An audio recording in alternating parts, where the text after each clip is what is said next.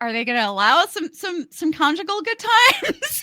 I mean, they're clearly okay with sex in the workplace because we have seen the waffle party. And apparently Lumen knows that Irving is skilled in kissing and lovemaking. Yeah, they're into it. So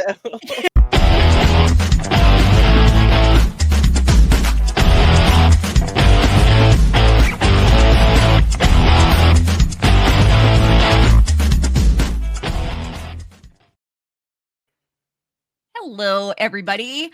Welcome to the Severed Floor, a mysterious and important podcast where we deal with the uncertainty of the TV show Severance in a way that Keir would have wanted, together as a family.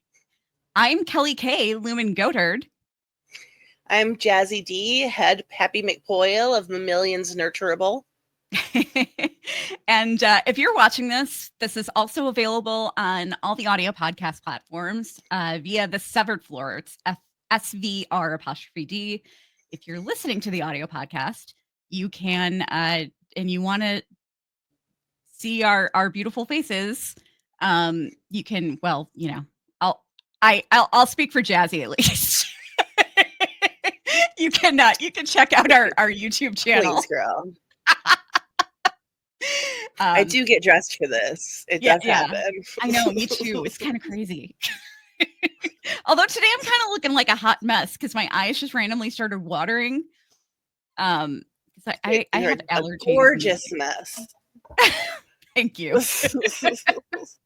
I tried to do my hair. It fell apart, so I just threw it in a ponytail. My eyes are watering. Kind of a mess, but I'm here. It's all good. So we are recapping episode 3. I almost said episode 4. We're recapping episode 3, Who is Alive? And man, I cannot believe like so much is happening so soon. I know, especially that ending. Yeah. I was not prepared for that. I thought if we were going to get that, gonna get that scene, it would be at the end of the season. Yeah. We do, before we get into the recap, we do have a bit of news. In case you weren't aware, the first 8 chapters of Ricken's book, The UUR, is now available for download. And I started reading it. Well, actually, I started listening to it. I only listened to like the first couple of chapters, and it's Michael Chernus reading it. Awesome! Yeah, and that's really cool. And Mark and Gemma are mentioned pretty early on. Oh, and it's actually really sad. I won't spoil anything, but what's interesting is that like if you watch the finale episode from season 1. There are references to things in there that when you read it, you'll understand what they were talking about. Interesting. Yeah. I tried to get it, but again, I was denied because of the Apple wall. Oh my God. That sucks. By the way, Ricken, when I was downloading the first 8 chapters of the book, I started like, I got distracted by his name because it's so unusual. Ricken Laszlo Hale. Oh, yeah. And so I started like, I'm like, his name is so unusual. There's got to be something in there. And so I started rearranging the letters. The words Keir clone are literally in his name. Mm-hmm. We're going to be doing a Lumen deep dive soon. And we're going to have to include a lot about Ricken because I've found so much bonus content specifically like about him. And he's the secret Targaryen. It's absolutely fascinating. But I want to read a quick article very quickly from Collider because it came out on January 18th and it is just the sweetest thing ever. And It's just adorable. I won't tease it at all. I'll just go into it. After nearly 3 years, the Severance season 2 premiere is finally upon us. The show experienced several production delays and complications, some brought on by the 2023 WGA and SAG-AFTRA strikes, which led many people to believe that Severance season 2 was never going to happen. Those concerns can now safely be put to rest with a nearly perfect score of 94% from critics on Rotten Tomatoes. Severance fans can breathe easy knowing Dan Erickson and Ben Stiller delivered once again. One of the universally beloved dynamics in the show is that between Irving, John Turturro, and Bert, Christopher Walken. Collider's Carly Lane recently asked Walken if he knew that Turturro personally pitched for him to play Bert. Check out his comments below, where he also spoke about the relationship off screen. And he goes on to, Christopher Walken goes on to say, I've only learned to that recently, and I'm very glad to hear it. I'm glad it happened. I think one of the things about Bert and Irving has to do with Chris and John. I've known John for a very long time, 40 or 50 years. We were young actors going around New York looking for work. I've known him a very long time. He's a terrific director. I've been in 2 or 3 of his movies. I know his family. You can tell when you see people together that they've known each other a long time, that they like each other. They laugh at each other's jokes. They finish each other's sentences. And so I think it makes absolute sense that John and I would be playing people who love each other. Is that not like the sweetest thing ever? I'm going to cry. I felt like crying when I read that. Burning forever. Yes. Seriously, they've like, I think they may have actually surpassed Carol at this point as my favorite ship. I'm big on the birthing. Yeah, that was beautiful. Yeah, it's so cute, and of course, it's got the adorable picture on the top of them in the plant room with like pressing their foreheads together. It's so cute.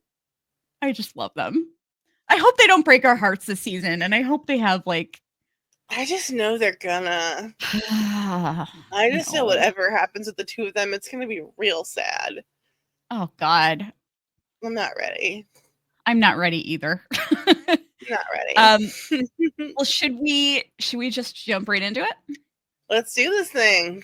All right. So the new format, in case you're unaware, we start with the recap.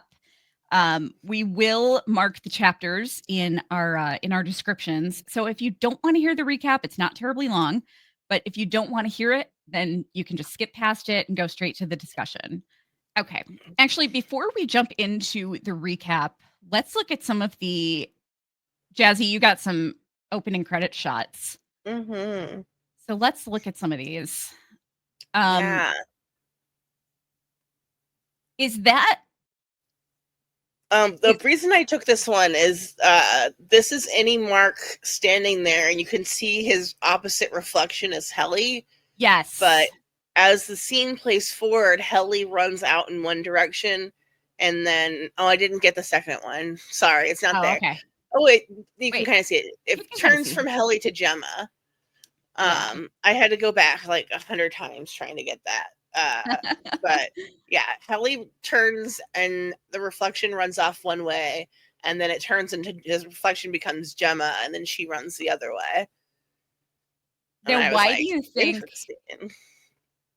Do you think that the brain matter is green because it's supposed to be like reminiscent of wires?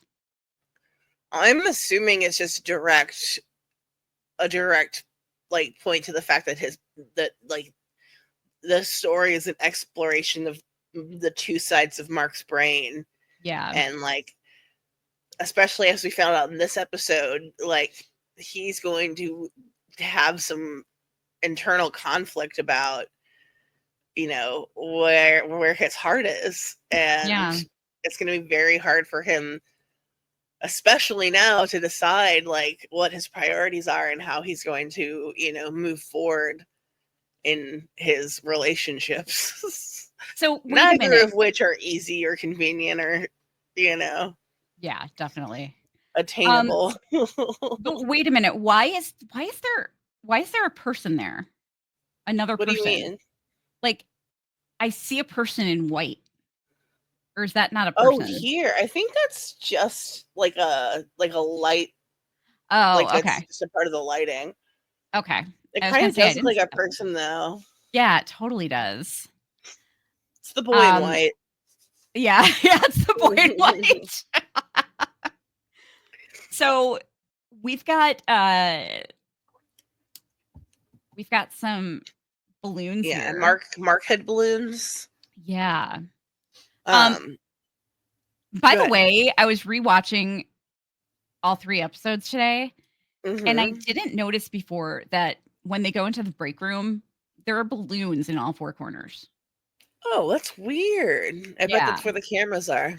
Like sitting right in the like sitting on the ground. There's like a single balloon in each corner. Oh, how weird. I did not notice that. Yeah. I'm dying to know what it is with all the balloon imagery. Yeah, there's a lot of it. Like, once you pointed it out, now I can't unsee it. There's tons of balloon imagery. Yeah, there really is. Yeah. The creepy faceless babies. Yeah. Monster babies. Oh man, what's the stupid movie with Alec Baldwin? Business Baby? Boss baby. Boss Baby. Thank you. Yeah. Boss Baby. All the boss babies covering Yes. his a real nightmare that he's waking up from. Yeah, for sure. Oh yeah, we showed that. Okay, so there's Mark in his pajamas inside the microchip. Hmm. This opening sequence is just so cool. Yeah, it's haunting. I Um, need that Irving mug. I think we need to sell yeah. those. Oh, yes, please. Um, Uh, without the double brass knuckle looking handle though, yeah, I because don't I need don't that. think we can. Yeah. Um, that's I like that there's that similar shot in the first season where it was just a mug of coffee and Oh, it okay. spilled out into all the marks. Yeah. But now for some reason it's an Irving coffee. Um Is that because and his Audi drinks coffee all night to stay awake? most yes? Yes. I'm gonna say Yeah. yes. Yeah. That's what I think. More Mark balloons. I More like that Mark there's all this balloons. imagery of the 2 Marks like carrying each other. Mm-hmm. I think that's kind of cool. It really is. Are those supposed to be baby bottles? I thought they were pills. Oh, are they? Okay. I'm not sure. It was part of the reason why, and I also don't know, like, are you talking about alongside his face? Yeah. Like that? I don't know. That's what I was going to ask you. Is that glue? Like, Yeah. what is that? But I thought the smaller items on the table were pills. Yeah, that they do look like pills for sure. Um, we've got what do you think about this? Like I see Gemma slash Miss Casey's head in there.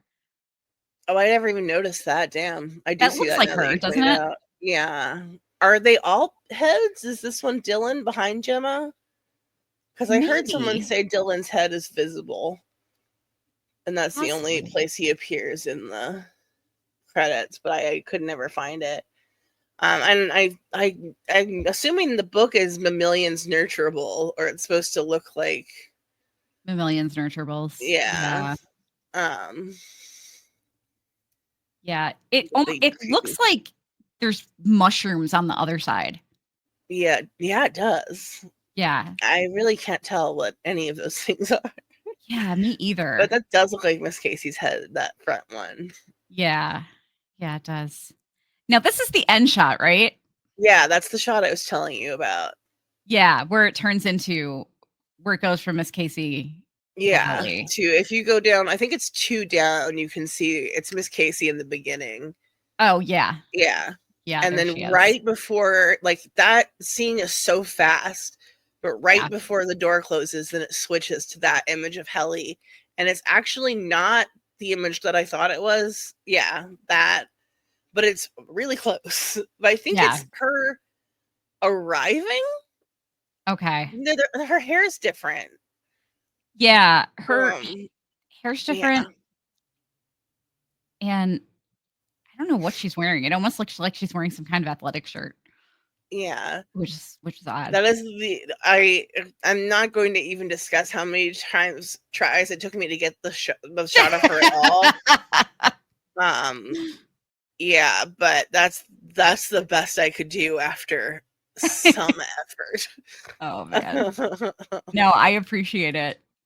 Now we've talked about there, like, it seems like Yeah. everyone is having a hard time deciding if this is supposed to be Irving or Kier. I think it's supposed to be Kier. I think it's supposed to be Kier. I thought it was Irving at first too, but I'm pretty sure it's Kier. Yeah. I think maybe all the babies are cute. Yeah, that's what I'm thinking. That's what I'm thinking. Maybe Lumen's just trying to replace everyone in the world with Kier clones. And Oh it's yeah. just all Kiers all the way down. Yeah, I think so too. This shot is so creepy. Yeah. And we see like his actual eye. Like we Yeah. see his face start peeking out, and it's so I was freaking trying creepy. to get it, but then after the 45 times of trying to get the shot of Helly, I gave up on the eye. Yeah, I hear ya. But yeah, it's just such a cool opening credit sequence. I absolutely love it. All right, do you want to jump into the recap? Absolutely. Let's do this. All right. So, who is alive? Mark's innie becomes determined to discover if his wife, Miss Casey, is alive by trying to find clues within the Lumen facility, leading him and his fellow severed colleagues on a quest to uncover the truth about her fate, while also delving deeper into the mysterious secrets of Lumen Industries. And the episode begins with Harmony Cobel waking up in her car on a snowy road, 238 miles from a fictional town called Salt's Neck. She looks at a breathing tube on the passenger seat, which once belonged to Charlotte Cobel. We think that's likely her mother. It initially appears that she's heading away from Lumen, but then she makes a U-turn and drives back to Lumen with determination. Later in the episode, she confronts Helena in the Lumen parking lot. Cobel demands reinstatement and control over the severed floor, insisting Milchick is unfit for the role. Helena dismisses her, stating she overestimates her contributions. When Helena invites her to discuss the matter with the board, Cobel seems eager at first, but then hesitates. Seemingly spooked when she spots Helena's driver, she turns around and flees. Cobel's motivations remain murky. Inside Lumen, Innie's Mark and Helly continue their search for Ms. Casey. Mark prints missing posters with her face, enlisting Helly's help to distribute them across the severed floor. After a super uncomfortable discussion that is really mostly a series of meaningful glances and awkward pauses, they revisit the goat room from season 1. They find it now empty of its signature goats, but there's a new door open, which leads them to the discovery of a poop-filled goat-sized tunnel. After they shuffle on hands and knees down the tiny poopy corridor, they emerge into a sprawling, surreal indoor space resembling a hilly meadow, complete with lush greenery and dozens of goats. This area is revealed to be the Mammalians Nurturable Department, a previously unseen section of Lumen. The department is led by Lorne, portrayed by Gwendolyn Christie, who is introduced as a stern and suspicious manager. She greets our heroes with garden shears in hand, ready to strike. I just lost my place. She asks if they are here to kill them. Helly and Mark assure them their mission is peaceful. At first, they appear to be alone, but after one too many questions, Lorne rings a cowbell, summoning the department full of McPoyles who surround the intruders. Lorne and her team are dressed in a peculiar hybrid of office and farm attire, including one man in a full ram suit. Antler King? They're initially hostile toward Mark and Helly, reflecting the deep-seated distrust between Lumen's departments, seemingly sown by Lumen itself. Mark appeals to their empathy, comparing Ms. Casey's disappearance to a missing goat and emphasizing the need for solidarity among innies. His plea softens Lorne, who admits Miss Casey conducted wellness sessions there and is well liked, offering the workers glimpses of their outie lives. However, Lorne claims ignorance of Miss Casey's current whereabouts, stating she was informed of her retirement. Before allowing Mark and Helly to leave, Lauren asks to see their stomachs, addressing a bizarre rumor that macrodata refinement employees have pouches for storing parasitic larvae. Mark and Helly comply, proving they are pouchless, which settles a bet among the mammalian's nurturable workers, but leaves lingering unease. The scene ends with Lauren agreeing not to hinder their search, though her cryptic demeanor and the department's purpose remain shrouded in mystery. Irving, still grappling with Bert's absence, returns to optics and design for the first time since Bert's forced retirement. He and Felicia share some Bert stories, and Felicia fondly recalls Bert's nervousness before visiting Irving. While flipping through Irving's drawings of Bert, Felicia notices a sketch of a dark hallway from Irving Audi's paintings.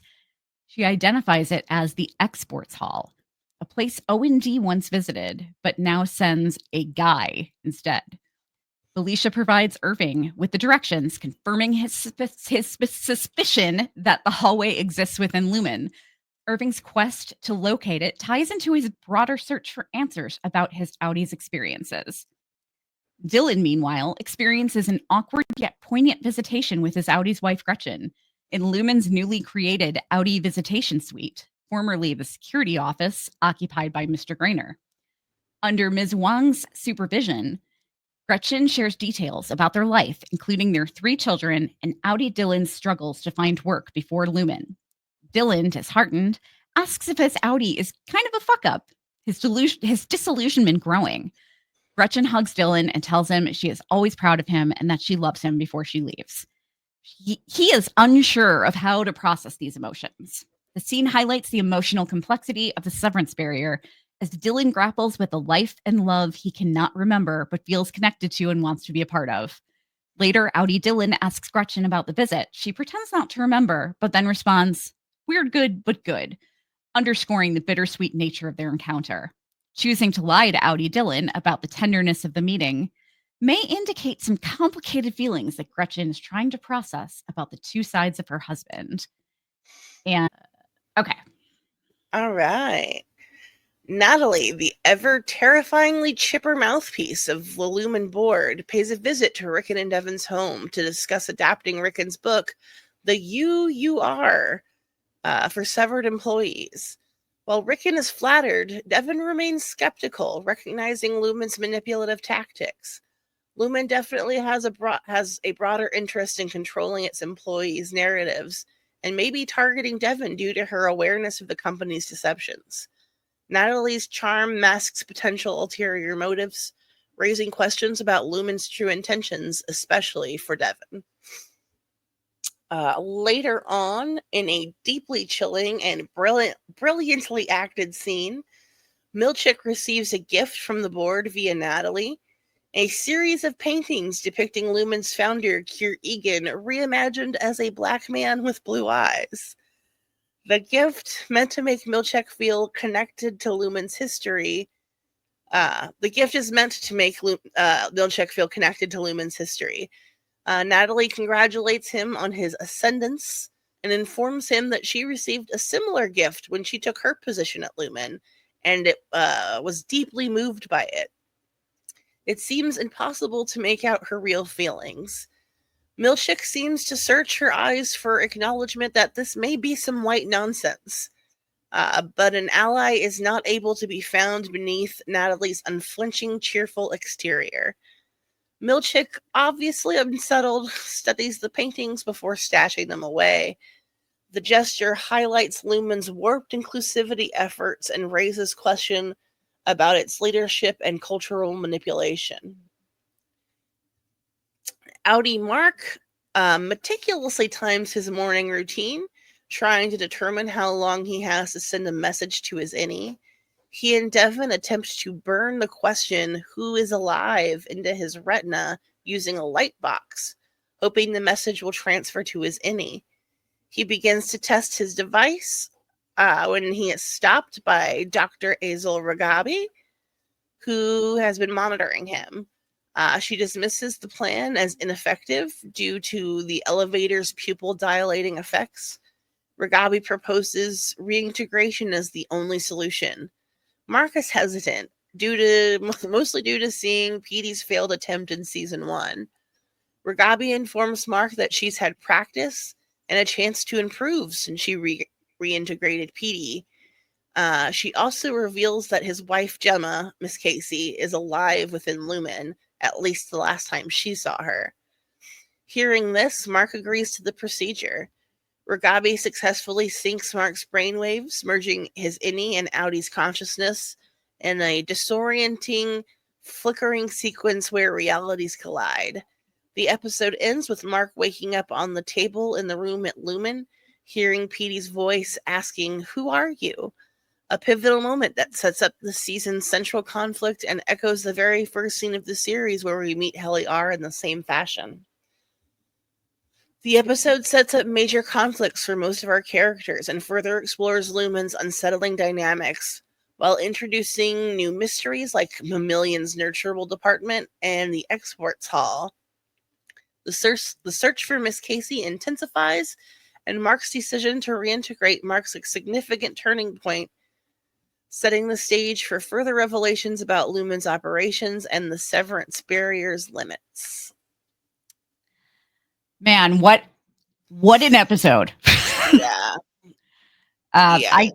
I gave it a 10. I gave it a straight 10, which I don't do very often. Yeah. But it was just phenomenal. Like I couldn't I don't think there was one dud of a scene in the entire episode. No, it was fantastic. The only reason I said this during the live, but it bears reiterating. The only reason I'm going with a 9 is because we haven't seen the whole season yet, and I'm really stingy with my 10s, and I may go back at the end of the season and upgrade this one to a 10 because it is a perfect episode of television. It's perfect, but I'm like, what if there are better episodes?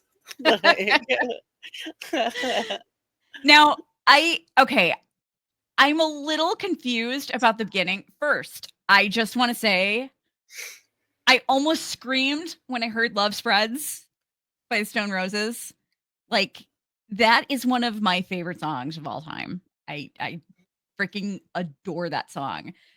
And it's a brilliant choice for the show in general, but it's also a brilliant choice for this particular episode. Mm-hmm. Absolutely. Yeah. For those who aren't aware, it's basically about the crucifixion of Jesus Christ, but Jesus is a Black woman. And it's such a great song, and it's just like, it's probably the most well-known Stone Roses song, I think. But they're such a great band. I absolutely love Stone Roses, and this is like my favorite song of theirs. So even if the episode sucked, I feel like I would have loved it just because it started out with that song. Now, did you? Definitely didn't suck. Yeah, no, it did not. But I'm confused about what Harmony was doing. Like, I have no idea. Like that is the storyline I am the most confused about so far this season. Like, I have no idea what's going on with her. She just seems to be like running from place to place having tantrums. Yeah. And I don't get it.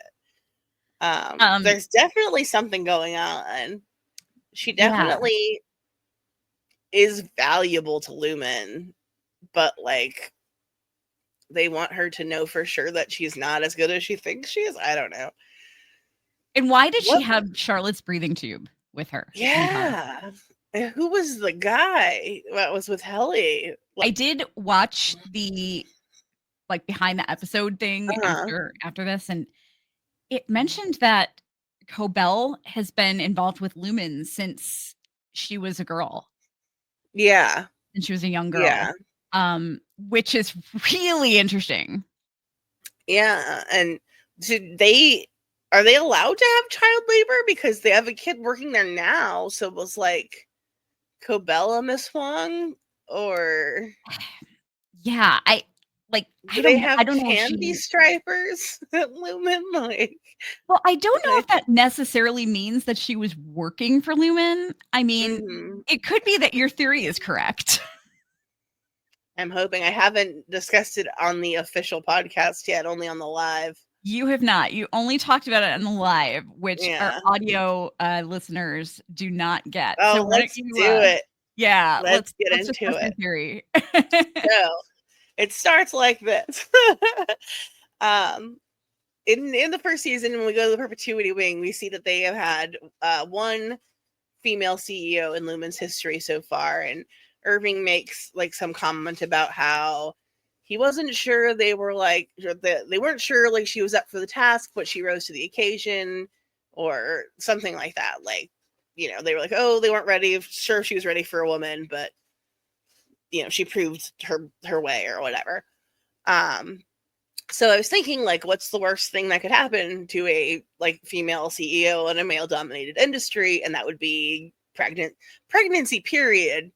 But pregnancy out of wedlock, especially for like a family, but like they're, essentially like sci-fi evil, like Walmart, like family from Walmart. I don't remember their names.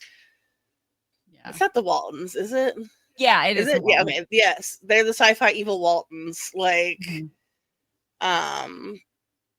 so if their female CEO were to get pregnant, or, even if she were like pregnant with someone they didn't care, like they didn't like, or wasn't like Lumen approved, and like tried to cover it up, and that could potentially be Harmony, and why she is a Lumen, but she's like considered a bastard, or like not like a true born Lumen, or Lumen, a true born Egan, the way that Helly is. The whole conversation she had with Helly in this episode about how Helly was born into it and that she had to work for it. One of the big things for me too was the shrine, the Egan shrine she has in her own home. Like, who goes home and then has a shrine to their employer, that they like meticulously care for, and wears a microchip around their neck. Yeah. Like, whose microchip is that? Is that just a blank microchip, or is it like, I don't, yeah. or is it So someone's microchip? my thought is, even if it's not her, I don't remember that particular Egan's name. I was also thinking maybe she could be like a direct descendant of Myrtle, thank you. She might be like a bastard offspring of Kier, because she is like so deeply Kier obsessed, but I feel like she is a member of the Lumen family that is rejected for not being the correct kind of member of the Lumen family, and that's why she is so desperate for a power and approval and more access. Like, how frustrated she is that she can't ever talk to the board, and that she always has to go through Natalie. Like, that would make sense. Yeah. That's my grand sweeping secret Targaryen Miss Cobel theory. I love it. I think it's extremely plausible, and I'm banking on that. It came to me while I was listening to you and Dawn on the last episode, and I was like, it came through me. I need to call in. Oh wait, it's pre-recorded. Damn it. Yeah. I need to call in with my Wolfman Jack voice. I said Harvey Fierstein. Oh, Harvey Fierstein. I'm sorry. Sorry. No, you're fine. And Wolfman Jack is not inaccurate. Yeah. But yeah, I think it's extremely plausible. But I am like, do you have any theories on who the driver could be and why he spooked Cobel? He was standing there the whole time. That's what I don't get. Like, she could see him, right? From where she was standing at her car. I think maybe so. Not like his face clearly, because it was like dark, but like surely before she got as close as she was and they did the like reveal of him. But I've seen a lot of speculation that he's like a Lumen hitman that she recognized right away. Gotcha. Or something, I don't know. I really don't know what else he could be that would have, like, she's not a fearful or easy to intimidate person. So to see her literally turn tail and run like that. I have a theory that might totally be off, but Mm-hmm. you know, Dawn and I were talking last week about how like the opening credits show Cobel's white rabbit, Oh yeah. white Volkswagen rabbit Mm-hmm. in the icy lake. Um, what if and we had theorized that, well, actually John came up with the theory that um I think it was Dawn that came up with the theory that That car crash. Cobel Yeah. caused the But car crash. yeah, the car, yeah. That was a part, that's the thing that triggered my theory, because you were saying it might have been her mother's car accident, or it might have been Gemma's car accident. And I was Yeah. thinking, what if Cobel's mother is that female CEO of Lumen, and her big, like, triumphant thing that set her apart is that she volunteered to be the first person to do the Cold Harbor program, the way that Helly is volunteering to be severed. Yeah. And so that's why she wants control of the severed floor and wants control of the completion of the Cold Harbor Cold Harbor project, because that will ultimately give her mother back. So I have a thought. Perhaps Gemma's death Mm-hmm. was half accident, half deliberate. Meaning, maybe the reason that Cobel's car is in the lake in the opening credits, maybe it's because Lumen was trying to kill Cobel. Mm. And Killed Gemma, Gemma by mistake. yeah. That's And really interesting. maybe that was the driver who killed Gemma, who was supposed to kill Cobel. Ooh. And perhaps Cobel saw him because she was there because he was following her. Mm-hmm. I like that a I lot. Yeah, that's what I'm thinking. Um, Um, that would really make sense. yeah, yeah, because they might have even told her like that he's no longer with the company or something. Like Mm-hmm. they might have given her some apologetic story about how like he was acting on his own, and then she sees him there and she's like, "Whoa, what the fuck?" I've always assumed that there was no accident, actually, that like whatever happened to Gemma was completely staged. Yeah, And because Mark describes her body as being burnt, right. and like it wasn't like an accident in a lake. Like, Yeah, how do you it's not even super easy to start a car fire unless you're driving a Tesla. yeah. So like Yeah, no, um, it's not it doesn't make sense. It doesn't no. make sense at all. Um, but I there's also some speculation as to whether or not Gemma actually got involved with Lumen somehow, and it just went terribly wrong. And Mhm. Mark didn't know about it. Like she got involved Yeah, I with mean, Lumen. What's up? yeah, Oh yeah, yeah, I could definitely see that. They were both teachers, yeah, so like I could imagine her trying to get a side job at Lumen for extra money and like not wanting Mark to know, or yeah. yeah. I Um, also like, I wonder how much like real world practicality. We discussed this a little bit with like Dylan, like how much money do they actually make, because Dylan's wife is still working a night yeah, job, some kind of like bus driver, or I try to get a picture of her uniform, but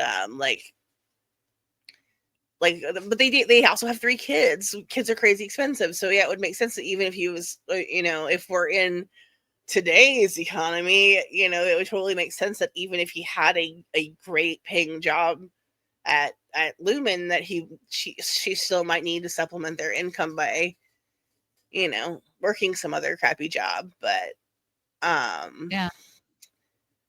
where was I even going with that? I don't know how much real world stuff like that you can apply to the show, because also in the Audi world, it shouldn't, right? Like, it's not, Yeah. it's not our normal. There's definitely something else at play here, because all the cars are old. You Yeah. know, there's the we were talking about the perpetual winter theory that Yeah. kind of seems like maybe it's true. Yes. Yeah. There's something weird going on too with Lumen, with either there's some kind of time manipulation, or they're keeping they're like working the innies excessively long hours, because there's a scene where it shows Mark. It might even be in the first episode, I'm not sure. Actually, I think it might. I think it is in the pilot. There's a scene where it shows him putting his stuff in his locker tray, Mm-hmm. and he puts his watch down. He puts his digital watch down, and he takes it off and puts it down on the tray, and you can see on the side of the watch, and I wish I had gotten screenshots of this, but you can see it has a 4 for the date. So Mm-hmm. it's like the 4th of whatever month. And when he comes back, he takes off his analog watch, which he has to wear on the severed floor. He takes off his Mm-hmm. analog watch and puts it in the tray, and it shows that the date on the analog watch says 5. Mm. Isn't that strange? Interesting. Yeah. So that's kind of mysterious. I mean, it could also just be like a continuity error Yeah, that's I there. feel like this is one of those shows where I I like, I'm the first person to say it's a continuity error. Like, Yeah. you guys are overthinking it, but I feel like this is one of those shows where they're really careful, Yeah, I feel like really, that. really careful about everything that they actually show us. I feel like that too. So I would consider that a clue. I wouldn't necessarily. I mean, it's entirely possible it could be a continuity error, but I wouldn't just chalk it up to that. Like, Yeah. that seems a little cluish to me. Like, makes me have a clue. Yeah. Yeah. I mean, and he lives alone. So he Who's gonna could be. notice? Yeah. Yeah. Yeah, I mean, we see him with his sister a lot, but they don't live together. yeah. So it's not like, I mean, we see their interactions. I'm sure they're like, there are times when they probably go a few days without talking, you know? Hmm. Um, so yeah, it's definitely interesting for sure. Um, but like you would think though that I don't know, that maybe they'd be falling asleep at work Yeah. more often, and not just Irving. And Irving has a good reason for falling asleep at Hmm. work, because his Audi's making him fall asleep. Yeah. But yeah, it's interesting. Now, did you when Mark started like when he got out of his car and started rushing through the parking lot and like timing himself, did you have any clues as to what he was possibly doing? I assumed he was trying to figure out a way to get a message to his Yeah. innie, but I had no idea what their plan was. Yeah. But yeah, that's what I assumed it was. What it was. It's kind of crazy that like Lumen really has thought of everything. I mean, with the elevators dilating your pupils. Yeah, that's wild. Yeah. Now, what I was confused about though is why did he drive out to that location? I don't know. Yeah. It I guess maybe because he feels like his house is surveilled or not safe after, like, yeah. the whole Cobelvig of it all. But But but he reintegrated in his basement. yeah, yeah, exactly. So there goes that theory. I have no idea why he decided to do that Yeah, out in the middle of nowhere. It's really weird. I was super confused about that. Hmm. Um, okay. So let's talk about the ridiculously uncomfortable, awkward scene with Mark and Helly. Oh my god. Yikes. That was painful to watch. It was so middle school. Like it just, you could tell that they were kind of sizing each other up. Yeah. But they were getting closer too. Yeah. But they were like, it was all glances, and I got uncomfortable. Oh my god. It was so uncomfortable to watch. It was so awkward. Yeah. I feel like Helly was very much like, I feel like her facial expressions were pretty much saying, you need to kiss me. Yeah. She was basically like, is this happening? And he was like, is this? Yeah. He was like, yeah, guess not. But at the same time, they like, neither one of them is going to jump on that, because there's a lot of like inappropriate feelings about it too. Like, they've already been accused of having baby goats with each other. Like, baby goats being code for sex with Mark S. Yeah. So, can't let Dylan be right. That's hilarious. Speaking of the goats, I loved that whole scene. The your comparison of the goat people to the McPoyles was so spot on. It was like the Marine Ponderosa wedding massacre. Oh my god. That is exactly what it reminded me of. Oh my god. I wish there had to make McPoyles on some level. They are legion. Oh, I so wanted one of them to step forward with an eye patch with an eye drawn on it. I already deleted the goat pictures. I wanted to pull it. I had just one picture of the goat, the full guy in the full goat suit, like in the camera. Don't worry about it. Don't worry about it. It's not worth it. But I was like, these dudes are such big foils. Like, I can't. From It's Always Sunny in Philadelphia, if you're not familiar.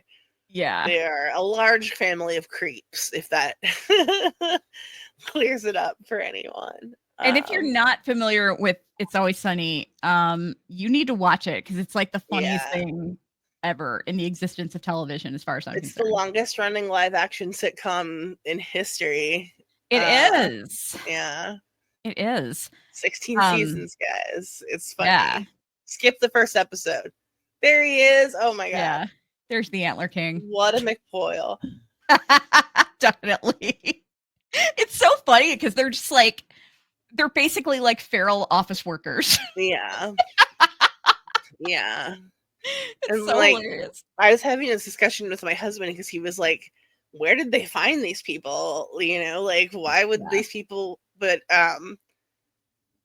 well, we discussed it a little bit, and if you haven't read the Lexington letter, you should definitely check that out. It's incredible bit of world building for the show, and they describe the lady who writes letter as a Lumen employee who got in touch with her innie, and she was a former bus driver. And I'm not saying like bus drivers are all creeps, but a few. But like, it makes sense to me that this corporation would go into low income areas and places where there are desperate people and offer them good paying. It's like the military. Like, they pressure you into like servitude. I don't know what else you would want to call it. For a chance to financially improve your life, and for a lot of people, that's something you can't turn down. Like, especially if you have children or, for sure, stuff like that. But yeah, it wasn't a surprise to me to find a level of creeps. Yeah, definitely. It was surprised that supermodel Gwendolyn Christie is playing the lead creep, but that wouldn't be the first time. I absolutely love her accent. The way that she said mammalians nurturables. Oh my god, yeah. I love her please don't take that as hate on Gwendolyn Christie, because she's a brilliant actress and I love her, but it bothers me that she's a supermodel who gets cast to play ugly women. And then they're just like, well, you just take off her glasses and fix her overalls and take her to the prom. Like, anyway, sorry. So funny.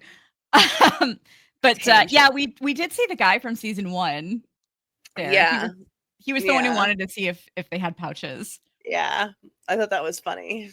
Yeah. And he didn't even, once they showed him, he still didn't believe. Also, what is up? So, like, clearly, Lumen is trying to just isolate macro data. Yeah. Like, that's the only department that has, like, these and they've had rumors about O&D, but that's because that's the department closest to them. They haven't even heard about other departments, but the goat department knows that they have pouches. Like Lumen is spreading that story. Like, how else would they find out? Like, why are they trying to keep macro data so isolated? Like, what is it that they're doing? Right? Like, they're literally sowing fear of those employees into every other department. We don't know how many departments there are, but at least the 2 that we've discovered so far are afraid of the macro dats. Like, yeah. I mean, Lauren asked if they were there to kill her. She was ready to roll. She had her shears. Yeah. She's like, come at me, bro. Like, it was time. Like, and they were legitimately afraid of, like, that the 2 of them were going to, wipe everybody out or whatever. Like, why are they doing that? Why are they deliberately trying to make people hate them? Yeah, MDR. I don't know, very strange. I mean, it could be as simple as they have to worry about if Mark and Miss Casey actually realize who they are and who they are to each other. Mm-hmm. That could pose some problems because Miss Casey is familiar with all the departments. And so she knows a lot. She can, like, tell Mark about the rest of the severed floor. Yeah. Interesting. So I wonder, like, I have to wonder why the goat people. So, like, are there severed versions like that, but then they leave the building and they're just like average people, and they're just wondering why they're covered in dirt? Damn. I'm betting, especially since their outfits are more like uniforms. Yeah. I'm betting they have, like, a locker room, like a shower and clean up before you go home situation. Yeah, I could see that. Yeah. I could see that. I would imagine they would have to explain that to them, though, that they take a shower before they go home because their jobs are dirty. Otherwise, they'd be like, why am I wet when I leave? Why am I filthy? What is happening? Yeah. So let's talk about the scene with Milchick and Natalie. Fucking believable. Like, what so really a goddamn scene. Yes. Amazing. Lumen has a lot of rules, but apparently blackface is cool. So this is the first crack in Milchick that we've seen. Yes. The first glimmer of him being anything other than 100% company man. And And I'm Natalie so too. glad it was this. I didn't interpret it that way. Really? I found him searching for that in Natalie and not finding it. Like, Natalie is blank slate. Like, I know. So she gives him the photos, and he's looking at the photos, and she can see that he's like not super jazzed about it, right? Like, and she says, yeah, I got these same photos too, and you better be delighted. And Yeah. like at least portray joy right now. Like, she does give him that, but like, I feel like he's trying to actually determine how she feels and get something back, and like just gets nothing. Like, she just is giving lumen and nothing else. See, I felt the opposite. I felt like Mhm. she was trying to express to him that the what I got from her face for her facial expressions was that she wanted to be real with him, and she was trying to convey that, but she couldn't, because even after the board was gone, they're never fully gone. You know what I mean? Mhm. Like, Yeah, I think she's always plugged into the board. I don't think she's ever truly alone. yeah, I don't think so either. I don't know. Yeah. Um, Yeah, I don't think so. but with that long pause between the two of them, like, and she just kept looking at him, it looked like she Mhm. wanted so badly to say something that she couldn't say. You know what I mean? I mean, he for sure wanted to be like, "What white nonsense is this?" Yeah. But for me, like, other than her prompting him, being like, "Black man, a pretty, like, do the dance, play the Yeah. game, or shoot the hoops," like, Yeah. like, other than telling him this is for sure when you need to put on the face and do the act, I got nothing from her Huh. as like he was definitely like, okay, but this is fucked up, right? Like, Yeah. I could see him trying to convey that to her. I couldn't see her giving him anything back, like, Wow. at Okay. all.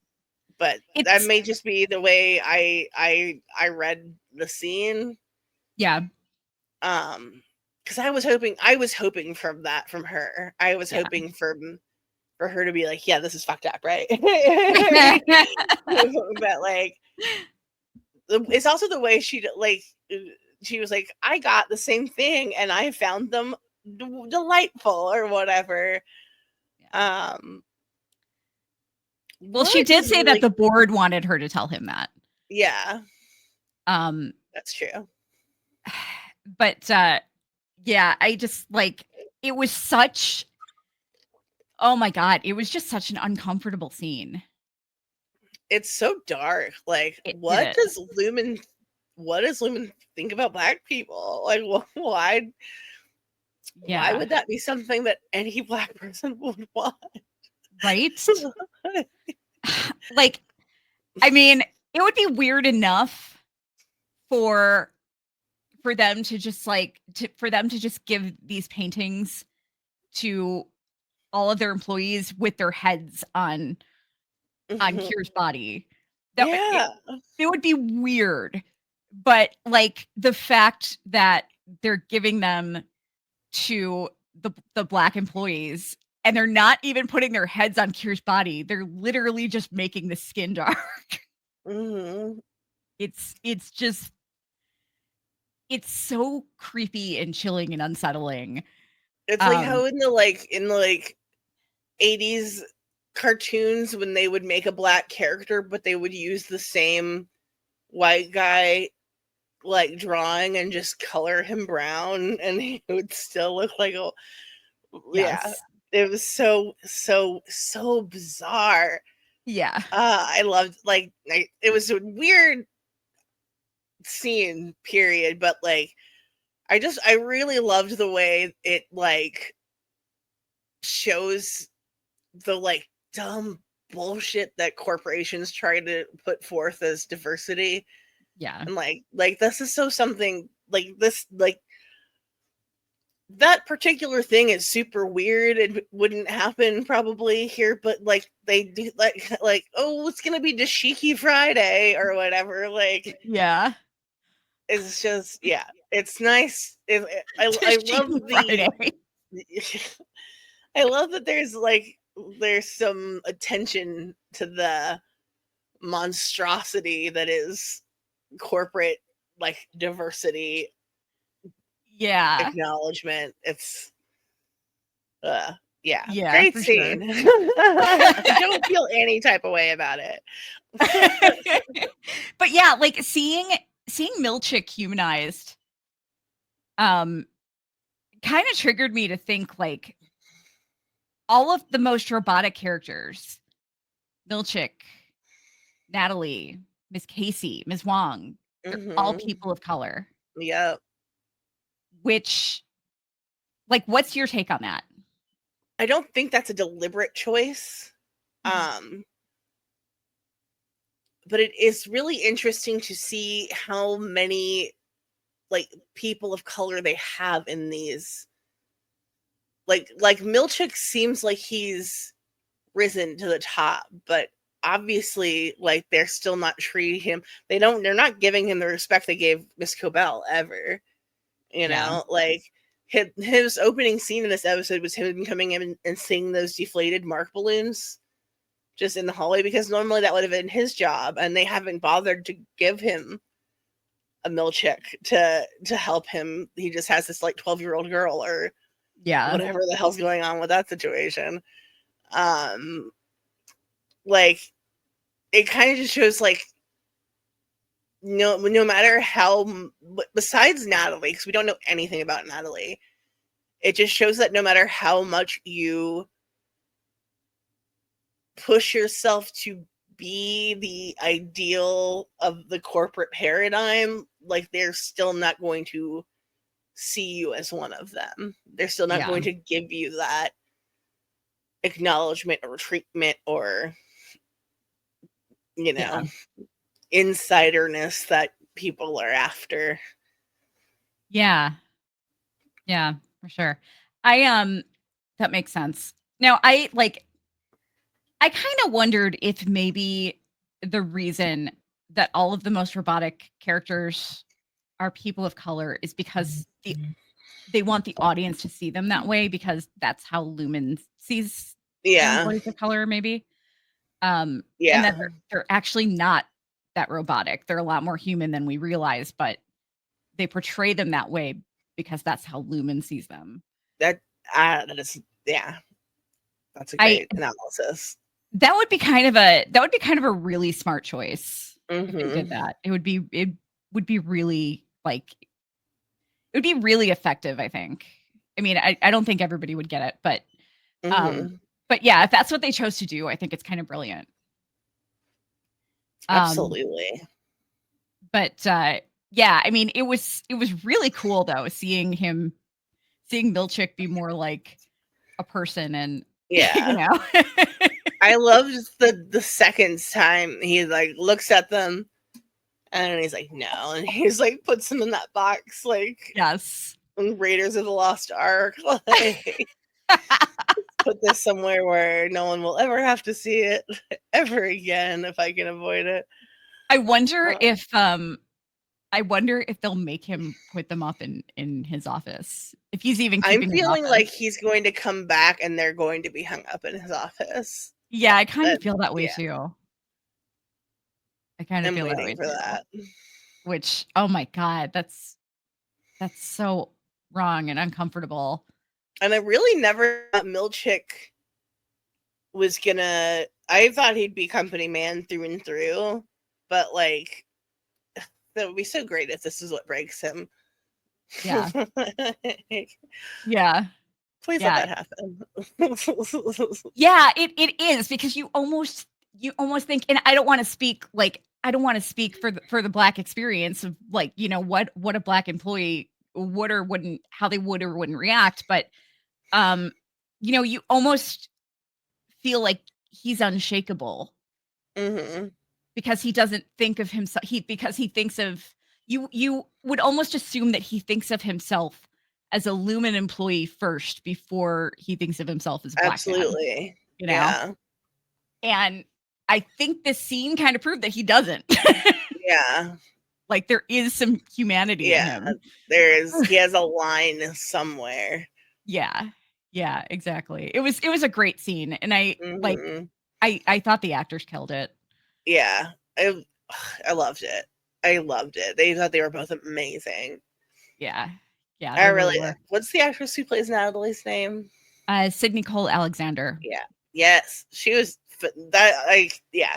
I found her whole performance to be really chilling Yeah. and great, but she knocked that scene out of the park. Yeah, Like, she really did. She was phenomenal. yeah. Um, what what do you think about the whole speaking of Natalie, what do you think about the whole Natalie Devin Ricken scene?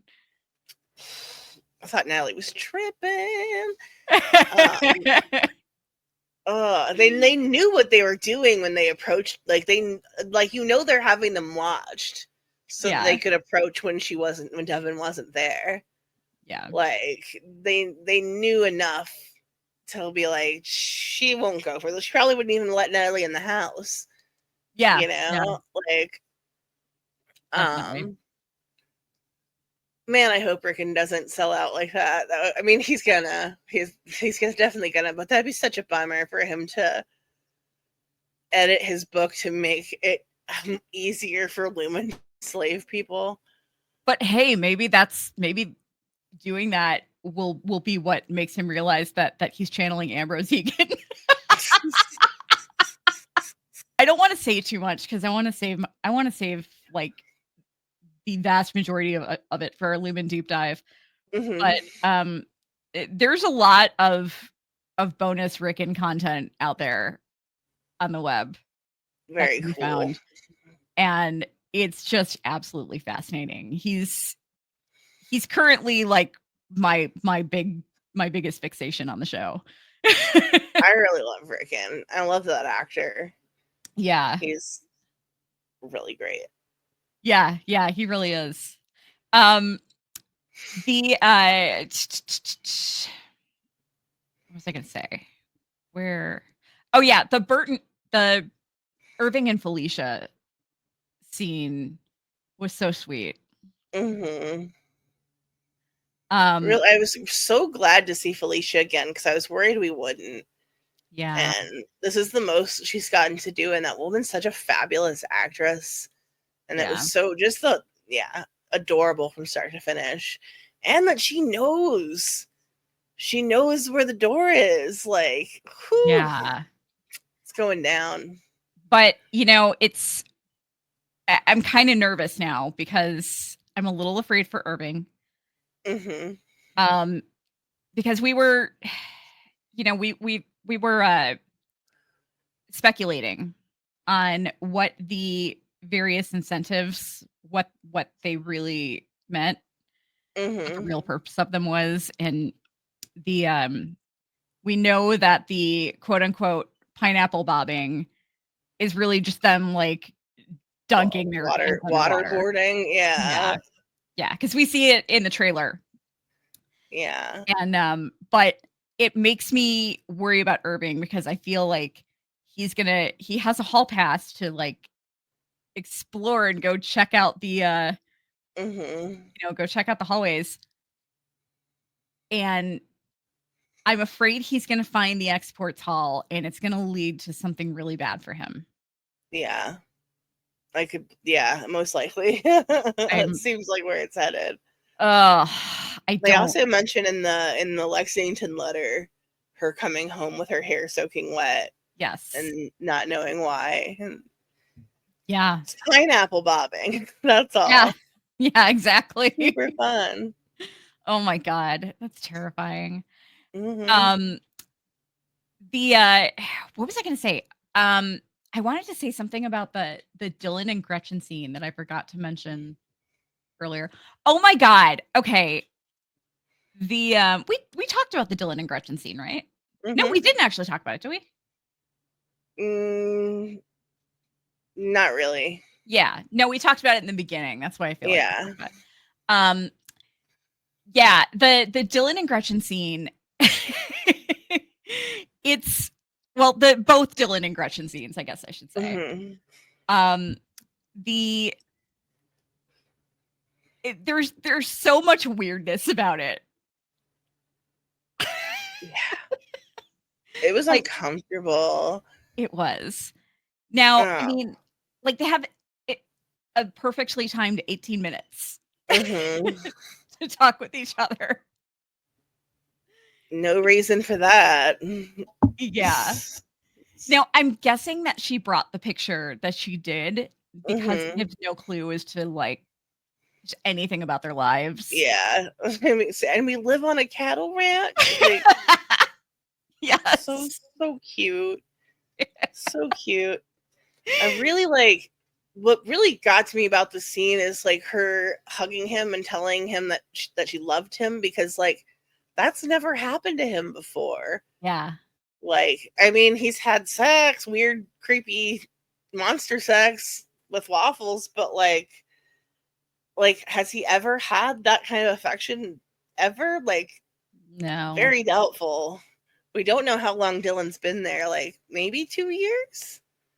Yeah, I don't know Less if that time was than ever Mark, and mentioned. Mark's been there for 2 years. So, Yeah.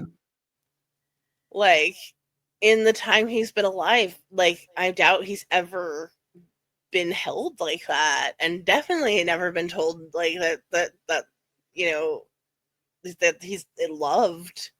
Yeah. Like, that had to be so much to process in this Yeah. moment of this person that's both your wife and someone you like can't really touch or talk to, or they're gonna fall in love for sure. Like, that's just Yeah, I think obviously so. where that plot line is going. I'm so excited it's Merritt Weaver. Same. It's gonna be Fantastic. great. I mean, they're already building the tension with Dylan and Yeah. the other refiners for sure. Yeah. Because he like, he didn't want to help out with the search for Miss Casey because he's all about Lumen now, so he can get his family visitation perks. So that's going to come to a head this season for sure. I'm certain of it. I don't like. I just have to wonder though if Audi Dylan. Okay, before we talk about that, let's mention the fact that their son's name is Jim. That their oldest son's name is Jim. If you've read the Lexington letter, it's weird for a show's universe to have two people with the same name. And she referred to Milchick as Seth. Yeah. I can't help but wonder, like, do they know each other outside of Lumen? You know? Well, I don't, unless if she does, it's a complete secret from Audi Dylan, because Yeah, for sure. he was like, what do I tell my wife? Like, but it's potential. Yeah, it is. Like, it's odd that she would call him Seth and not Mr. Milchick. Yeah. I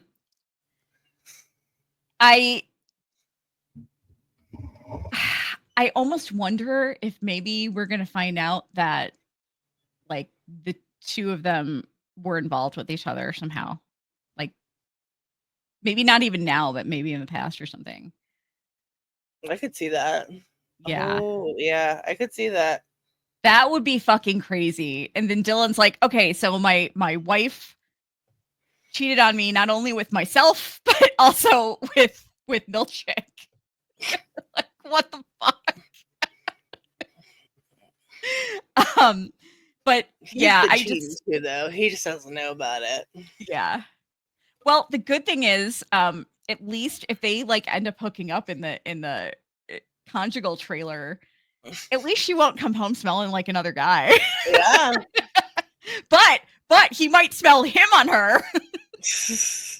It'll be like, what was going on there? You dating me? What were you doing with me? Jesus. Oh my God. There are so many like moral dilemmas involved in that. Mm-hmm. I don't even know where to start. I said that before he even knew about, like, once we knew Dylan had a family, I was like, does his wife know he's doing these waffle parties? Like, yeah. The whole thing is very weird. Yeah, for sure. But I'm surprised that like Dylan has never even hinted at like what goes on at the waffle parties.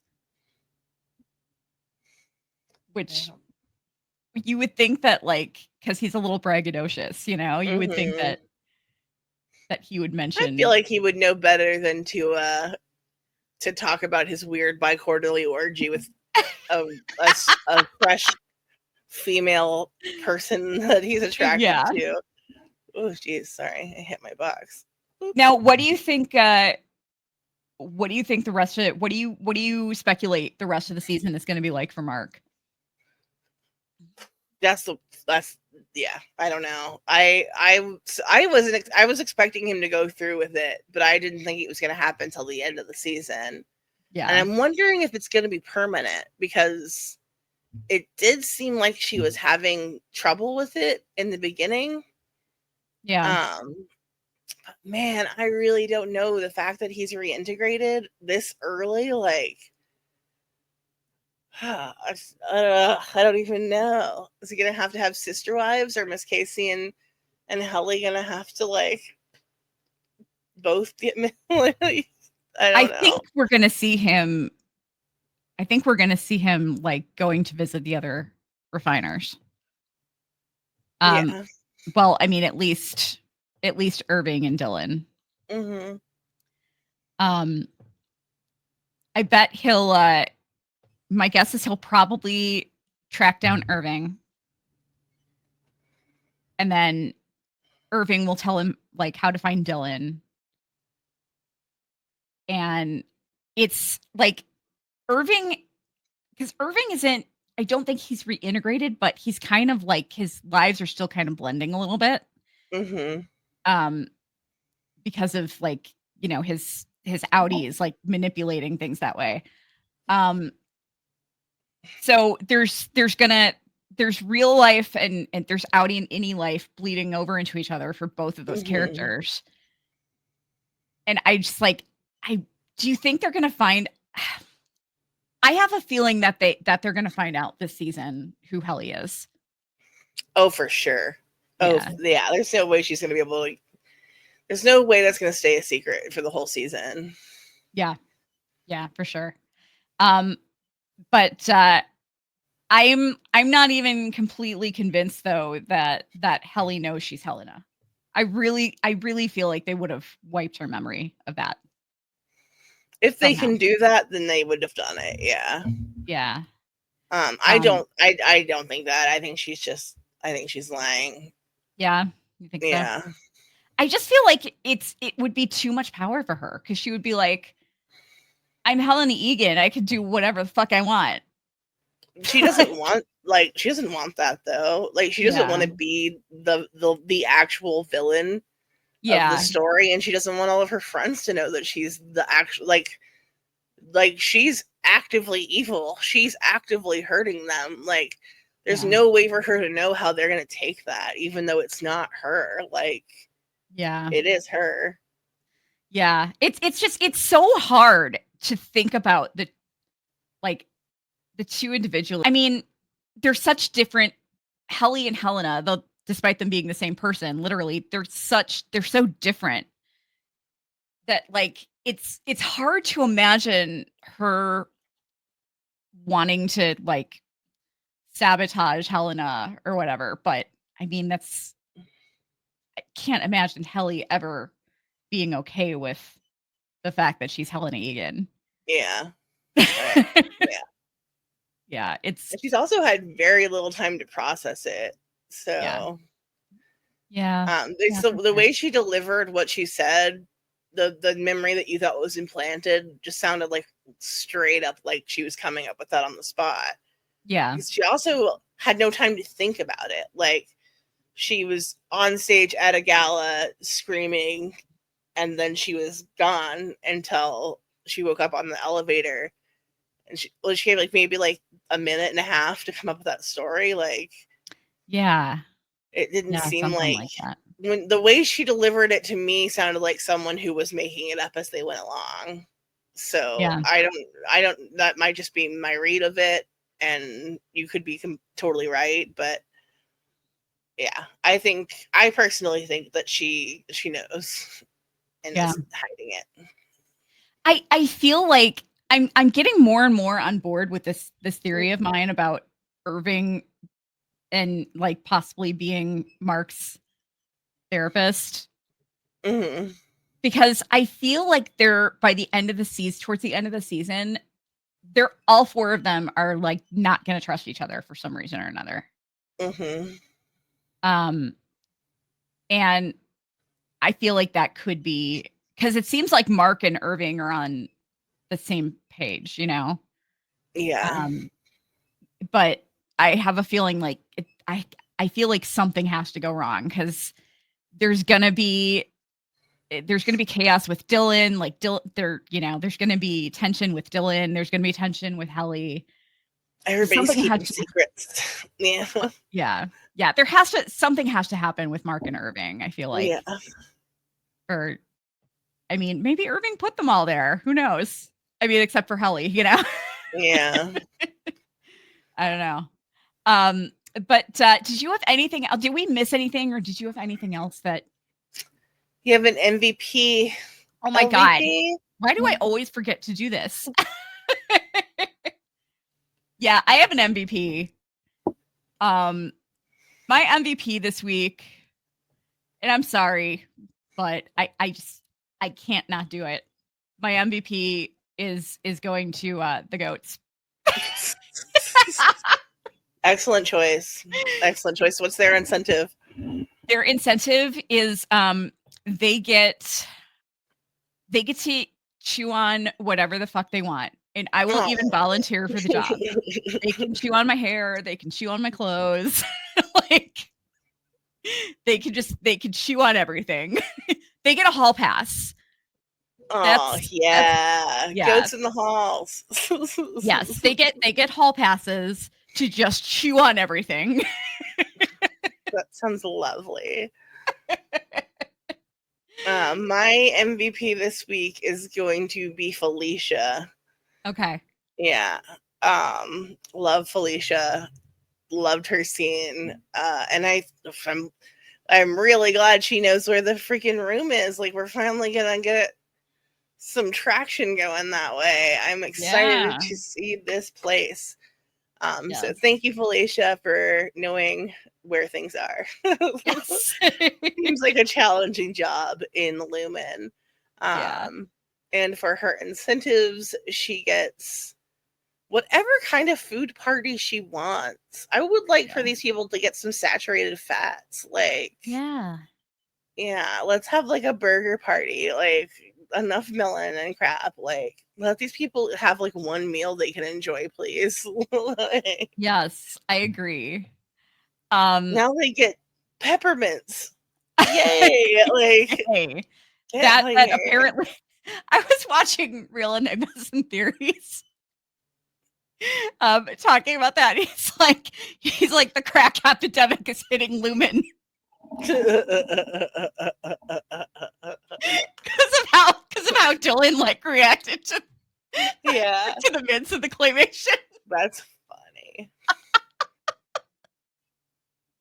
Oh my god, um, that guy's hilarious. Um, who's your LVP? My LVP is going to be Audi Dylan for not making the tube cookies Yes, for his there's a daughter's tube, class. Dylan. Tube cookies? No one's asking you to get out a bowl Yeah. No one's asking you to put ingredients. You're cutting a tube and putting it in the oven.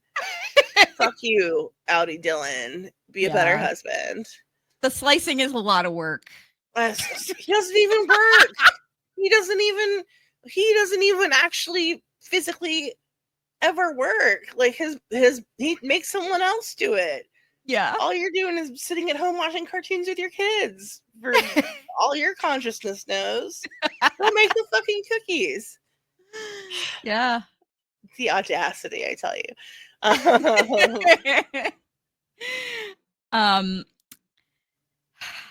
Yeah, my LVP is gonna be Helena because she just came off as so evil in She's this evil episode. as fuck.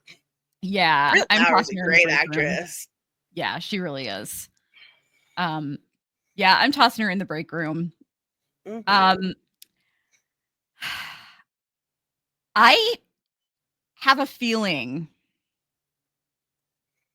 not necessarily this season, but at some point, I have a feeling that Helena might actually start to turn against Lumen. I would love to see that. Yeah. I would love to see that. And I could also see Cobel gaining more power within Lumen because she wants it so badly. Mm-hmm. Yes, she does. Whereas I think Helena is a little jealous of Helly's freedom and like definitely picked up on that in the last episode. Yeah. The fact that she doesn't consider Helly a person. Yes. And like she's having a like better time at living than she is. Yeah. That definitely says a lot. I picked up on those two contrasts really heavily, and I could see it going that way. But I do have a prediction for next week. Mm-hmm. Supposedly episode 4 is going to be super crazy and like flip everything on its head.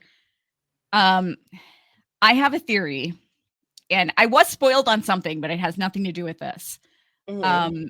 My theory is that when we see them out in those fur coats and Russian hats, mm-hmm.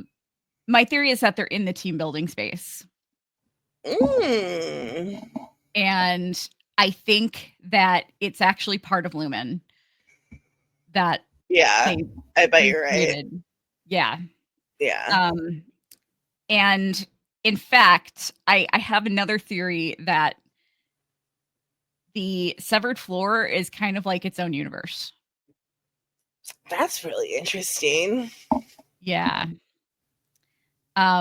It's kind of like, because they constantly refer to it being in the basement. You know what I mean? Mm-hmm. And it just reminds me of a little of the movie Us. Yeah, I love that movie. Yeah. And I kind of I don't know. I kind of get those vibes. I could definitely see that. Yeah. But did I? Oh yeah, I did. I did get the LVP. All right. Was there anything else that you wanted to throw out there or that we need to talk about? No. Okay. All right. Well, guys, we will wrap it up for this week. Please join us on Friday, along with Dawn. The three of us will be going live every Friday at 5 p.m. Eastern to talk about the previous night's episode. And we hope to see you there. It's a lot of fun. We had a great chat this past Friday. It was very active and lively. It was a lot of fun. But we hope to see you there. And let us know in the comments what you thought of the episode, what your theories are and predictions.